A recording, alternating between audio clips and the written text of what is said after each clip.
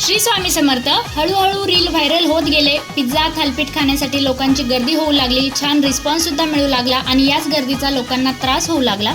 मागील सोसायटीमध्ये नो पार्किंगमध्ये गाड्या लावल्याने आमच्या जागेच्या ओनरकडे कंप्लेंट गेली आणि त्यांनी लगेच 2 दिवसात आम्हाला सर्वांना स्टॉल काढण्यासाठी सांगितले.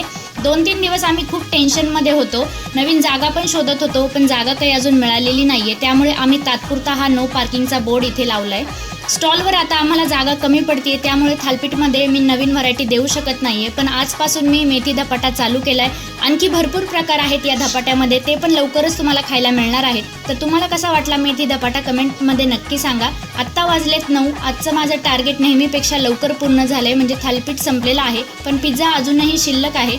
10 वाजेपर्यंत ते सुद्धा संपतील. जेव्हा अशा बिझनेसला रिस्पॉन्स मिळतो आणि आपण मोठे होऊ लागतो, त्यावेळी अशा अडचणी खूप येतात. त्यांना फेस करत नेहमी स्माईल करत राहायचं, टेन्शन घ्यायचं नाही. बाकी आम्ही सर्व चिंता काळजी स्वामींना सांगितली आहे. आमच्यासाठी जे चांगलं असेल ते स्वामी आम्हाला नक्की देतील, याची आम्हाला खात्री आहे.